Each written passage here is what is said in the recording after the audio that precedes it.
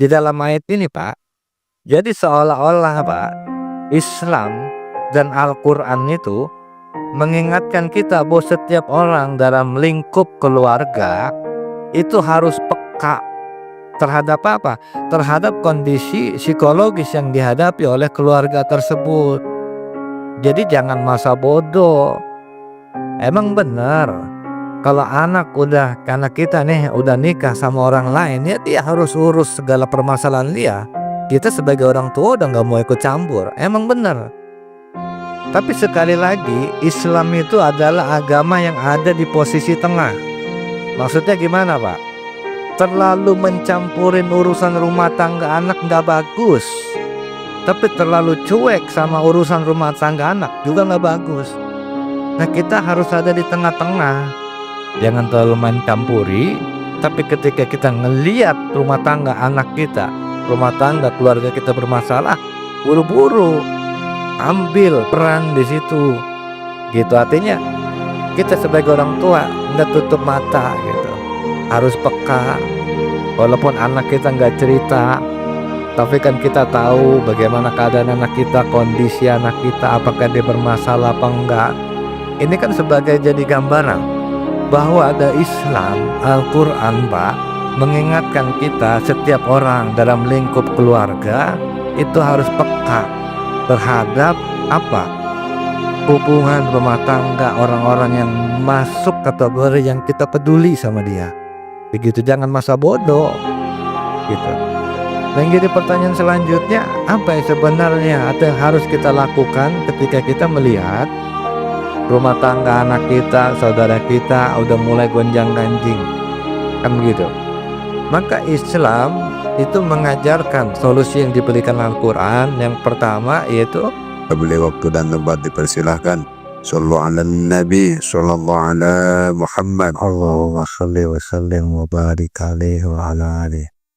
Bismillahirrahmanirrahim. Assalamualaikum warahmatullahi wabarakatuh.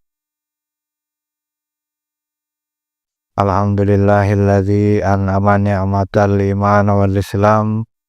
Wa ashhadu an la ilaha illallah wahdahu la syarikalah. Wa ashhadu anna Muhammadan abduhu wa rasuluh la nabiyya ba'da.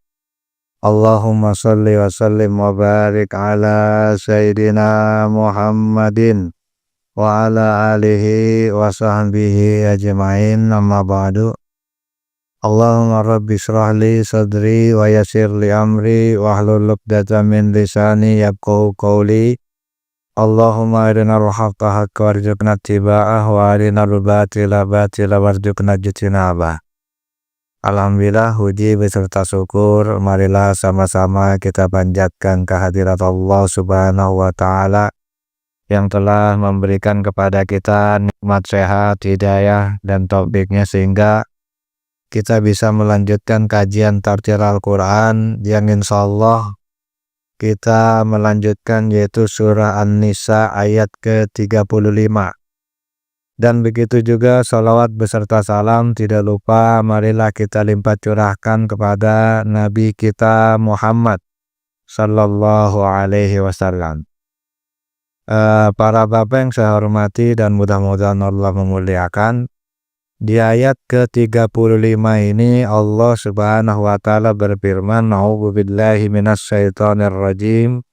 Wa in hittum shiqaqa bainihima fab'asu hakaman min ahlihi wa hakaman min ahliha in yurida islahan yuwaffiqillah bainahuma innallaha kana aliman khabira.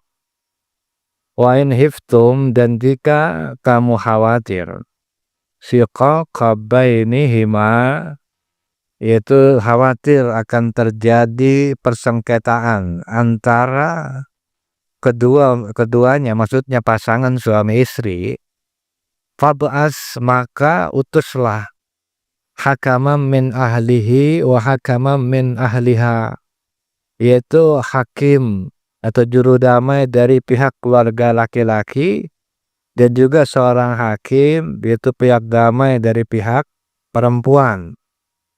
In yurida islahan yuwaffiqillah bainahuma. Dan jika keduanya, maksudnya juru damai itu islahan, bermaksud niatnya benar-benar tulus melakukan perbaikan, yuwaffiqillahu, maka Allah akan memberikan taufik bainahuma, kepada kedua pasangan suami istri tadi yang berselisih. Innallaha kana aliman khabira, sungguh Allah maha teliti dan Allah maha mengenal. Nah jadi Pak, di dalam tafsir ini Syekh mengatakan, wa in khiftum shiqaqa, dan jika kamu khawatir kalau terjadi perselisihan bainihima, antara kedua pasangan suami istri, yang dalam hal ini mungkin anak kita, saudara kita, kan gitu. Maka apa itu bermakna, yakni anna shiqaqa lam yaqa' ba'du. Artinya Pak, perselisihan belum terjadi. Innama takhafuna an yaqa'a shiqaqu. Akan tetapi kalian takut perselisihan itu akan terjadi. Artinya sekali lagi, Islam atau Allah Subhanahu wa taala mengajarkan kepada kita Pak untuk antisipasi sedia payung sebelum hujan, ibaratnya begitu. Sebelum terjadi perselisihan besar, maka apa? Buru-buru perbaiki, begitu Pak maksudnya. Dan juga kan di sini dikatakan ain khiftum shiqaqa, dan jika kamu khawatir terjadi persengketaan. Nah Pak, adapun yang dimaksud shiqaq yaitu maddatuhu minasyaqi. Jadi kata shiqaq itu perselisihan, itu asal katanya as-saqi, yang berarti apa? Yang berarti memisahkan ab'ada syai'an anis syai'in, yaitu memisahkan sesuatu dari sesuatu. Ibarat kata nih ada papan Pak, ini papan 2 buah ditempelin, ya kan, dempetan tuh di paku. Nah ketika salah satu papan dicabut, maka yang terjadi apa? Lepas kan? Nah lepasnya papan yang satu itu dinamakan shiqaq, begitu. Yang kalau pengertian shiqaq secara bahasa, gitu. Nah jadi hubungan suami istri itu awalnya nyatu kayak papan satu-satu. Nah ketika papan itu dilekatkan terus terjadi perpecahan, ya kan, papan yang tadinya selaras kanan kiri, tahu yang satu misalnya jengat. Nah itu artinya terjadi shiqaq, gitu. Nah terus yang jadi pertanyaan selanjutnya, manil ladina yakhafun, siapa Pak orang yang khawatir? Di sini kan dikatakan wa in khiftum, dan jika kalian khawatir terjadi apa? Pertikaian, terjadi persengketaan. Yang menjadi pertanyaan selanjutnya, Syekh Sarawi mengatakan, siapa yang sebenarnya yang dimaksud orang yang khawatir di sini Pak? Ahwa apakah waliul amr, apakah pemerintah, apa amil qurabatul qaribah, apakah juga yang dimaksud orang yang khawatir di sini adalah kerabat terdekat, kan begitu? Atau siapa sih sebenarnya orang-orang yang peduli terhadap masalah ini yang dimaksud di dalam ayat ini, kan begitu?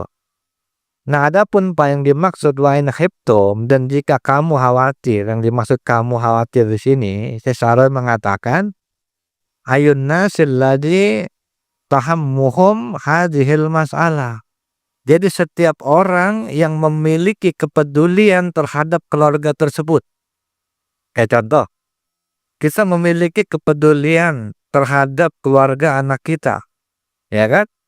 Maka kita harus khawatir ketika anak kita rumah tangganya udah mulai gonjang-ganjing nih. Atau kalau misalnya itu kakak kita, keponakan kita, ya kan, adik kita, saudara kita, atau siapapun itu, ketika kita merasa khawatir dengan permasalahan yang menimpa rumah tangga tersebut, maka kita harus memiliki tanggung jawab berusaha untuk memperbaiki hubungan rumah tangga itu, gitu. Jadi yang dimaksud siapa yang khawatir?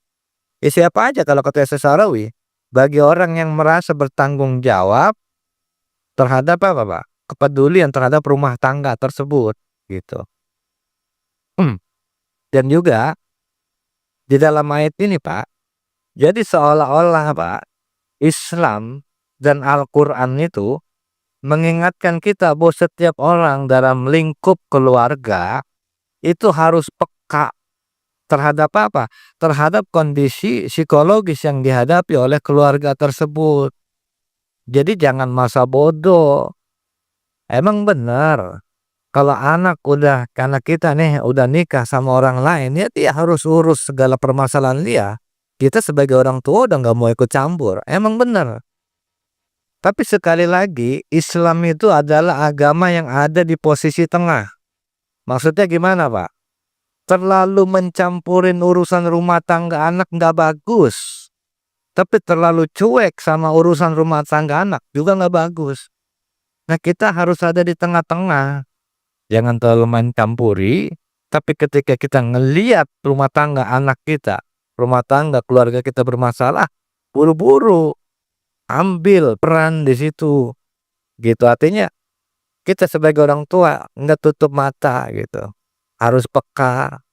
Walaupun anak kita nggak cerita, tapi kan kita tahu bagaimana keadaan anak kita, kondisi anak kita, apakah dia bermasalah apa enggak. Ini kan sebagai jadi gambaran bahwa ada Islam, Al-Quran Pak, mengingatkan kita setiap orang dalam lingkup keluarga itu harus peka terhadap apa? Hubungan rumah tangga orang-orang yang masuk kategori yang kita peduli sama dia. Begitu, jangan masa bodoh gitu. Yang jadi pertanyaan selanjutnya, apa yang sebenarnya atau yang harus kita lakukan ketika kita melihat rumah tangga anak kita, saudara kita udah mulai gonjang-ganjing, kan begitu. Maka Islam itu mengajarkan solusi yang diberikan Al-Quran. Yang pertama yaitu fab'atsu hakaman min ahlihi wa hakaman min ahliha, yaitu maka kirimlah seorang hakim, seorang juru damai, baik dari pihak laki-laki maupun juru damai atau hakim dari pihak perempuan. Dan yang namanya hakim di sini Pak juga kan ada persyaratannya. Nggak sembarangan orang bisa kita utus. Dari pihak laki-laki siapa aja sembarangan. Dari pihak perempuan juga sembarangan. Nggak begitu. Islam punya aturan main. Yaitu apa? Sebaiknya orang yang kita utus itu adalah memang orang yang dia memiliki kebijaksanaan, pengetahuan tentang agama, dan juga pengetahuan tentang rumah tangga, dan juga serta memiliki hubungan baik kepada pasangan laki-lakinya maupun perempuannya gitu. Tujuannya apa? Kenapa Islam memberikan persyaratan sedemikian rupa Pak? Agar hakim ini bisa memberikan nasihat yang adil dan mampu menyelesaikan masalah dengan baik. Jadi kalau hakimnya geblek, ya kan nggak adil, orangnya egois, disuruh nyelesain masalah yang ada malah bikin runyam masalah. Jadi nggak bisa sembarangan Pak, gitu. Karena apa? Karena yang jadi pertanyaan, apa tugas hakim di sini adalah cuma mendamaikan? Enggak Pak. Tujuan daripada hakim itu memang tujuan utamanya itu memang supaya apa? Mendamaikan antara laki-laki dan perempuan. Tapi juga tugas mereka itu menyelesaikan, ya kan, bukan sekadar mendamaikan, tapi memberikan jalan yang terbaik. Kalau misalnya nih setelah kita berunding, ternyata nggak ada titik temu selain ya udah kayaknya ini mesti cerai ini. Karena dipertahankan pun nggak mungkin gitu. Yang ada dipertahankan madarat misalnya. Ya udah, kalau memang itu solusinya ceraiin. Ketika misalnya kalau untuk dipertahankan malah jadi madarat karena nggak ada titik temu. Nah, itu tugas hakim juga seperti itu. Bukan cuma dipaksain lah, sekarang kalau dipaksain harus damai misalnya. Tapi nggak ada kesepakatan. Yang disepakati ada kedua belah pihak. Ya tetap aja begitu lagi. Gitu nggak bisa. Dan juga ya seperti yang Lisa Sarah bilang, jadi hakim ini tujuannya bukan cuma untuk mendamaikan pasangan suami istri, tapi hakim ini juga berfungsi menyelesaikan permasalahan dengan cara adil tanpa memihak, dan jika perlu harus memutuskan perceraian dan perceraian itu adalah solusi terbaik, ya udah, maka lakukan perceraian. Begitu, Pak. Dan juga yang namanya hakim di sini, Pak, fungsinya itu sebagai apa? Fasilitator dan juga mediator yang berusaha mendamaikan suami istri. Yang mana mereka memiliki kekuatan memaksa, bukan memiliki kekuatan yang memaksa atau memutuskan. Tapi mereka memiliki tugas, Pak. Yang pertama, tugas hakim nih kalau misalnya di mana-mana kita diminta untuk menjadi penengah atas apa? Atas konflik rumah tangga. Nah, kita yang pertama apa, Pak? Mendengarkan keluhan kedua belah pihak. Nah, jadi yang pertama kita dengerin dulu nih. Artinya jangan kita main ujuk-ujuk nasihatin. Dan sekarang kita mau bagaimana nasihatin permasalahan aja kita nggak tahu. Maka dengerin dulu dari pihak laki-laki apa keluhannya terhadap istrinya. Dengerin gitu. Oh begini, kalau misalnya kita ngedengerin hanya satu pihak, Pak, maka yang mungkin terjadi timbul pihak perempuan yang salah. Kenapa? Keluhan yang kita dengar cuma dari pihak laki-laki. Kan begitu? Nah, setelah keluhan laki-laki, keluhan perempuan ini juga dengerin. Apa nih keluhan perempuannya terhadap suaminya? Ya kan? Nah, ketika udah udah semua nih, Pak, udah ketahuan nih keluhan laki-laki didengerin, keluhan perempuan didengerin. Nah, mulai deh gitu cari akar permasalahannya. Kan gitu. Karena apa? Karena kita masalahnya udah tahu nih. Masalahnya laki-laki pengen begini, masalahnya perempuan pengen begini. Kan begitu. Maka cari akar permasalahannya. Bagaimana sebenarnya akar permasalahannya? Nah, ketika akar permasalahannya Pak udah ketemu, maka apa? Baru di situ kita memberikan nasihat, solusi yang kira-kira bisa ngenakin dua-duanya tanpa berpihak ke kanan maupun ke kiri. Tapi yang terjadi, Pak, kebanyakan di kita masyarakat sekarang apa? Justru kadang-kadang pihak keluarga yang bikin rumah tangga itu jadi runyam.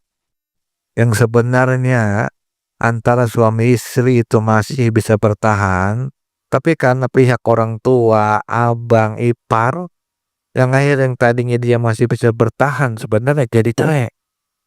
Gara-gara apa, Pak? Gara-gara orang luar.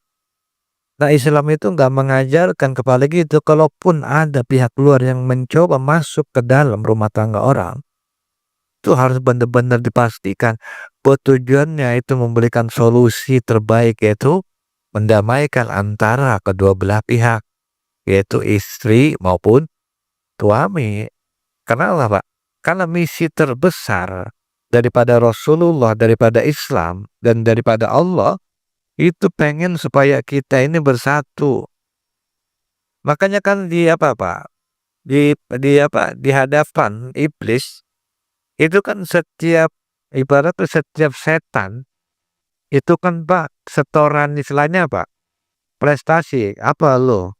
Keberhasil lo. Berhasil misalnya bikin orang dengki, ya biasa. Nah, ketika ada setan yang dia ngadu kepada iblis, apa? Apa prestasi lo? Saya udah berhasil menceraikan orang. Itu ketika iblis ngedenger setan begitu, dia bilang, nih baru anakku yang benar, anak buah-buahan yang benar nih begini nih.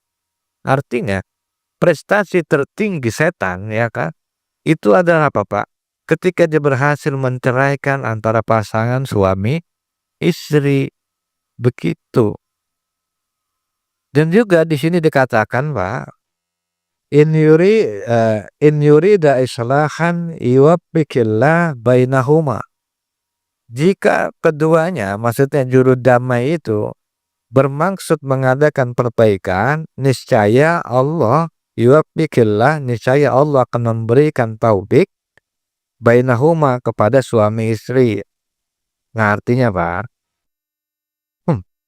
meskipun ya sekali lagi, meskipun di awal yang tadi kita bahas itu kan ada upaya manusia, Pak, melalui sebab-sebab, yaitu seperti mendatangkan hakim yang adil, baik dari pihak laki-laki maupun perempuan.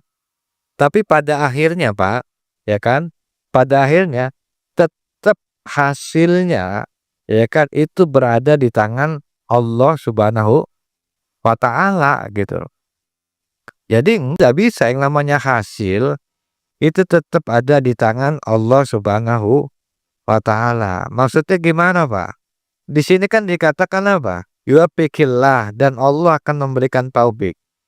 Jadi maksudnya, Pak, kalau misalnya nih hakim dari pihak laki-laki benar maupun perempuan ya, Pak, benar tulus-tulus memberikan apa? Dengan niat islah, dengan niat mendamaikan, dengan niat yang terbaik misalnya, itu Pak, kalau misalnya benar nih niatnya nih, semuanya nih baik dari pihak laki-laki maupun perempuan, kalau niatnya benar mau mendamaikan, kalau niatnya benar mau mencarikan solusi terbaik, sekali lagi kalau niatnya benar, maka apa Pak?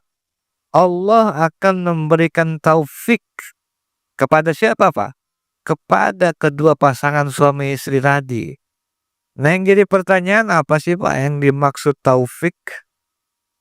Taufik itu asal katanya Pak, pertolongan atau kesesuaian, muwafaqah. Nah, jadi maksudnya muwafaqah itu begini Pak, kayak misalnya nih, kita kan kalau ngaji nih Pak ya, ngaji dengerin nasihat ya kan tuh, di hati kan pengen, jadi bener nih setelah ngedenger nasihat, itu namanya hidayah.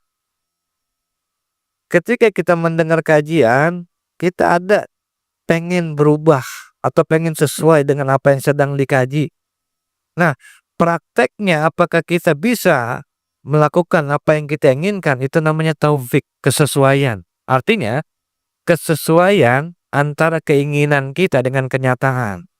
Kita pengen jadi orang baik di hati kecil, dan ternyata kita bisa dikasih kemampuan. Nah, itulah yang namanya taufik, kesesuaian antara keinginan kita dengan kenyataan. Pengen jadi orang baik, bener.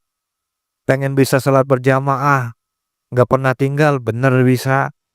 Pengen sholat malam misalnya Kak, bisa kelakonan. Nah itu namanya taufik, pertolongan. Nah jadi Pak, kalau misalnya nih, kalau kata Syarawi, kalau misalnya juru damainya bener niatnya ikhlas, itu pasti apa Pak? Pasti akan Allah kasih taufik. Tapi sekali lagi Pak, pada prakteknya di tengah masyarakat, ketika juru damai diutus masing-masing, ya kan? Itu masing-masing punya tujuan masing-masing yang berbeda-beda. Yang satu pengen supaya anaknya nggak mau disalahin. Ya pihak suami juga sama nggak mau disalahin. Karena sama-sama ngerasa benar. Kan begitu. Nggak ada niatan benar-benar tulus mencari solusi jalan keluar. Nggak ada niat benar-benar islah. Akhirnya apa? Ya Allah nggak memberikan taufik. Yang ujung-ujung ya banyak rumah tangga berantakan karena pihak orang tua tadi. Atau pihak keluarga tadi. Yang terlalu ikut campur. Niatnya bukan mendamaikan malah bikin runyam rumah tangga, kan gitu yang apa Pak, yang sering terjadi. Maka wajar kalau Allah nggak memberikan taufik kepada kedua pasangan tadi gitu. Nah jadi apa Pak yang dimaksud taufik di sini Pak? Ya kan kalau kata Sesarau yang dimaksud taufik di sini Pak berarti bimbingan, dukungan, dan juga keberhasilan dalam menyelesaikan masalah mereka. Masalah mereka kelar, ya kan? Pertikaian mereka reda. Nah, itu kan taufiknya Allah Subhanahu wa Ta'ala. Dan juga ada juga yang mengatakan bahwa taufik dalam masalah terkait ini, Pak, kemudahan dalam memahami masalah. Nah, terkadang kan kita rumah tangga nih berantakan nih antara suami istri. Itu jangankan, Pak, bisa menyelesaikan masalah, dia memahami masalahnya aja kagak ngerti. Itu orang rumah tangga Pak, nggak ngerti gitu. Kenapa rumah tangga gue begini? Ketika ditanya apa masalah gue nggak ngerti. Padahal gue udah begini, tapi kok begini? Kan begitu. Nah ketika misalnya kalau misalnya nih juru damai itu benar niatnya ikhlas, maka si pasangan tadi akan dikasih apa yang namanya taufik. Dan salah satunya yang dikatakan taufik itu memahami, kemudahan memahami masalah. Oh ternyata ini masalah gitu. Dan juga apa Pak? Kemampuan menemukan solusi yang tepat. Itu juga termasuk taufik dalam terkait masalah ayat ini. Jadi bukan cuma kita paham masalahnya, kita tahu solusinya. Kan gitu, rumah tangga serba kurang misalnya. Nggak taunya masalahnya lakinya misalnya main pinjol, judi online, ya udah. Ya kan itu masalahnya. Ini apa? Bukan akhirnya ketika misalnya dikasih taufik sama Allah, itu kita dimudahkan menemukan solusi. Dan juga apa? Hidayah petunjuk untuk mengikuti jalan yang benar tadi, artinya punya keinginan. Punya keinginan, oh iya benar kata hakim, benar kata juru damai dari pihak laki-laki dan perempuan. Timbul tuh keinginan pengen berubah. Rumah tangga kayaknya nggak bisa begini-gini aja. Kan gitu. Dan juga yang terakhir apa? Taufik yang terakhir Pak. Itu kelapangan hati menerima dan melaksanakan solusi yang disepakati. Nah kan di situ udah jelas tuh, ada kita sidang, ada pihak laki-laki hakim dari pihak perempuan, ya kan dikasih penjelasan dan keduanya niatnya ikhlas nih. Maka bentuk taufik yang Allah berikan buat si apa Pak, si laki-laki dan perempuan atau suami istri tadi, itu kelapangan hati menerima dan melaksanakan solusi yang disepakati. Itu kalau misalnya sekali lagi niatnya itu ikhlas begitu Pak. Makanya kan di dalam ayat ini apa Pak dikatakan? Di dalam ayat ini kan dikatakan apa?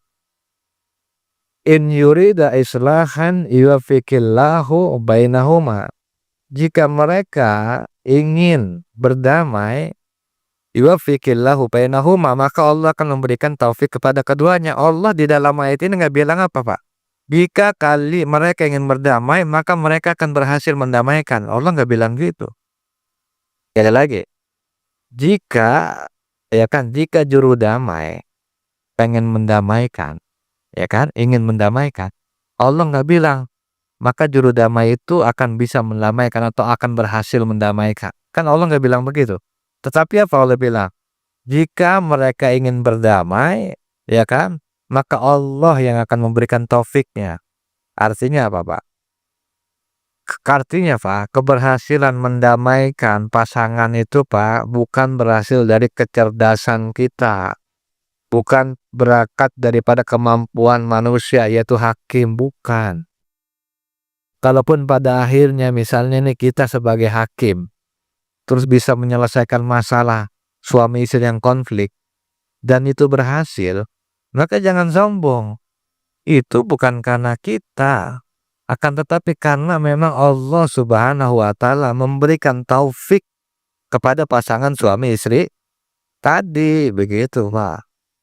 Dan juga yang selanjutnya, innallaha kana aliman khabira, sesungguhnya Allah maha teliti dan juga maha mengenal. Nah, di sini Syarih mengatakan mal farqu bainal alim wal khabir. Apa perbedaan alim dan khabir, Pak?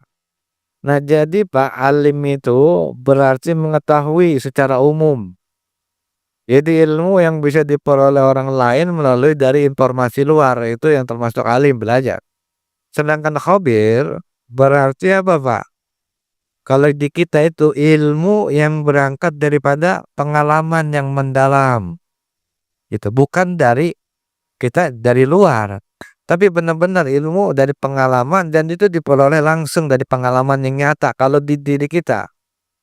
Nah sementara dalam konteks ayat ini sifat alimnya Allah itu menunjukkan Pak bahwa Allah mengetahui segala permasalahan yang terjadi di rumah tangga termasuk perselisihan antara suami maupun istri. Allah tahu. Dan pengetahuan Allah ini Pak, itu kan menjadi dasar bagi segala hukum petunjuk yang Allah turunkan. Dan juga makna khabir dalam yang kita kaitkan kepada Allah, itu apa maknanya? Maksudnya sifat khabir Allah Pak menunjukkan bahwa Allah nggak cuma mengetahui secara lahiriah, tetapi juga Allah mengetahui hakikat dan rahasia yang terkandung di dalamnya. Jadi kalau misalnya apa yang ada di dalam hati suami istri Allah tahu. Niat apa yang ada di balik diri hakim Allah tahu. Jadi kalau misalnya hakim niatnya nggak benar, Allah tahu, gitu. Makanya wajar kalau misalnya Allah nggak tolong, niatnya salah. Begitu, Pak.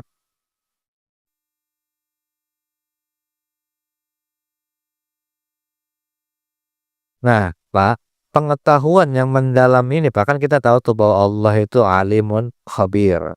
Ini kan seharusnya jadi peringatan, Pak. Jadi peringatan semua pihak yang terlibat dalam menyelesaikan konflik agar apa, Pak? Agar dia bertindak jujur, agar dia bertindak ikhlas karena Allah, niatnya harus karena Allah. Dan juga dalam menyelesaikan masalah juga harus jujur, jangan ada yang disembunyi-sembunyiin. Kenapa, Pak? Kalau misalnya niatnya masih ada yang nggak bagus, ya kan? Itu kan karena mereka nggak meyakini kalau Allah itu alim, kalau Allah khabir. Maka wajar kalau orang yang mengabaikan alim dan khabirnya Allah, rumah tangganya tetap aja berantakan, nggak beres. Kan begitu. Begitu juga karena sifat alim dan khabirnya ini, Pak, itu kan berkaitan dan saling melengkapi. Jadi Allah itu bukan cuma mengetahui keadaan suami istri, tapi juga mengetahui keadaan para hakim, niat hakim. Nah, pelajaran kita simpulkan pada dari ayat satu ayat ini, yang pertama ya, Pak. Yang pertama itu pentingnya niat yang tulus dalam menyelesaikan masalah, Pak. Jadi Pak, apapun permasalahan kita, konflik nggak harus di dalam rumah tangga, di masyarakat, kayak di lingkungan yang cukup yang lebih besar, Pak. Kalau semua orang niatnya ikhlas, aman. Perselisihan kalau diselesaikan dengan niat yang ikhlas, aman.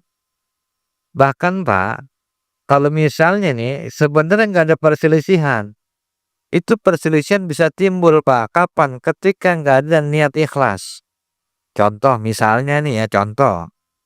Di masjid ribut misalnya, ya kan? Antara satu ustadz dengan ustadz yang lain, ya kan? Atau di kampung ini ribut antara ustadz satu dengan ustadz yang lain. Yang ustadz yang satu ngajar murid banyak, ustadz yang satu lagi ngajar murid dikit. Kesel, Pak. Timbul konflik berangkat dari kecemburuan. Kenapa, Pak, timbul konflik antara ustadz A, ustadz B? Itu, Pak, terjadi karena niat mereka itu kagak ikhlas. Sekarang kalau misalnya niat mereka ikhlas, ud'u ila sabili rabbik, kalau kata Allah kan gitu. Ajak manusia ke jalan Tuhan. Kan gitu.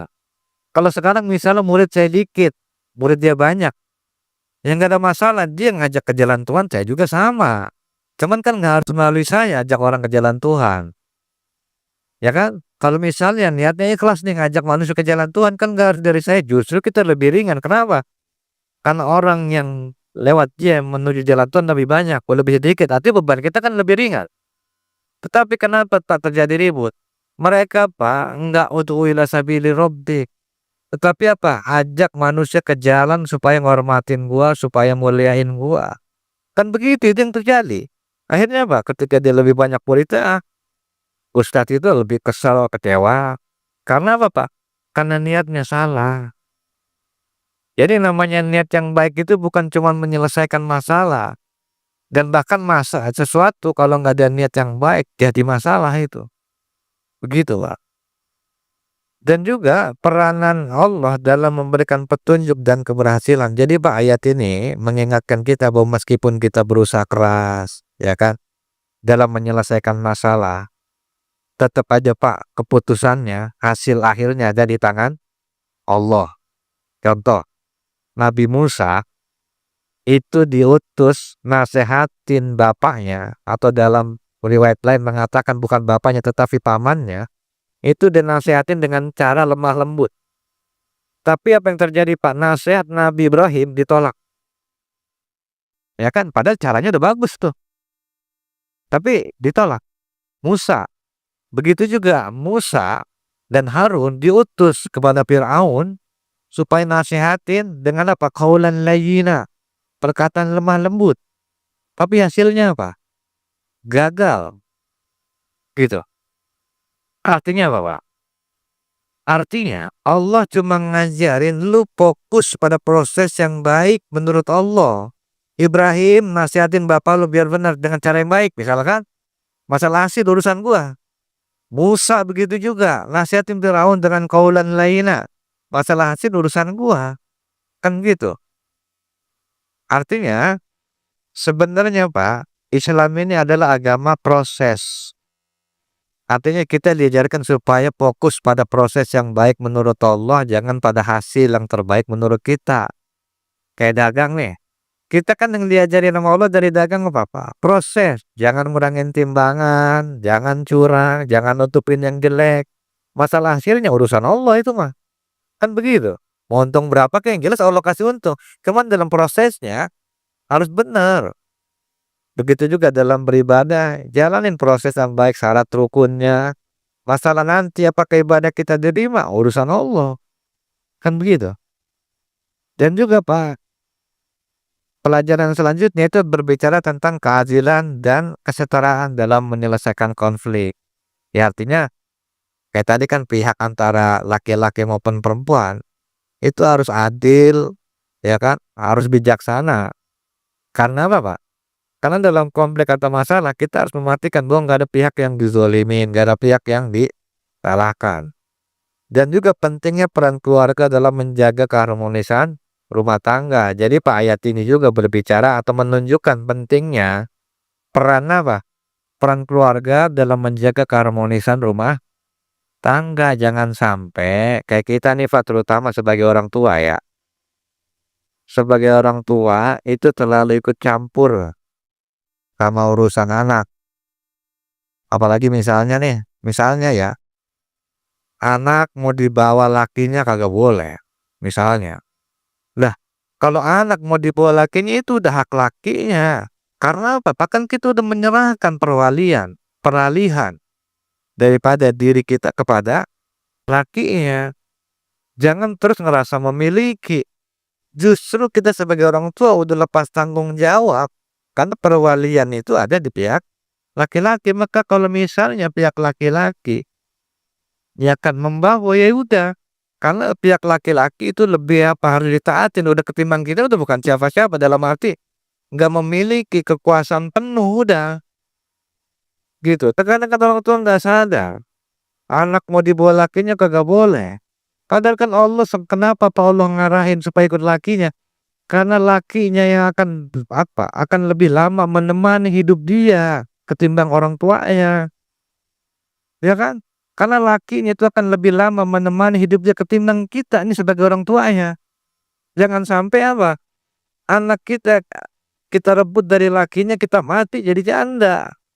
Ya kan? Gara-gara apa? Yaitu tadi kesalahan kita. Karena kita nggak ikut aturan main daripada Allah Subhanahu wa Ta'ala. Gitu. Dan juga pentingnya proses musyawarah dalam menyelesaikan permasalahan apapun, itu yang namanya perlu yang namanya musyawarah. Ya jadi Pak, intinya di dalam ayat ini Allah Subhanahu wa Ta'ala mengajarkan kepada kita Pak tentang pentingnya yang pertama ikhtiar. Ikhtiar itu usaha. Ya kan? Ya seperti menghadirkan tadi ada juru damai. Dan setelah kita udah ikhtiar maksimal nih, barulah yang namanya itu tawakal. Ya Pak. Jadi jangan ujuk-ujuk tawakal.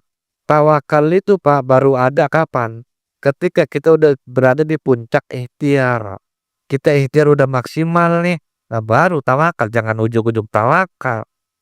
Ya kan? Kayak kita misalnya pengen dapat duit, lah jangan ujuk-ujuk tawakal. Cari dulu duit maksimal. Kalau udah cari, udah dagang, misalnya tahu-tahu udah tawakalnya di situ. Karena apa Pak? Ikhtiar itu pekerjaan badan, tawakal itu pekerjaan hati, begitu. Jadi itu saja, insyaallah kan sedikit ulas oleh Ustaz Abdul Hamid kepada beliau. Silakan lalu kalam. Wassalamualaikum warahmatullahi wabarakatuh.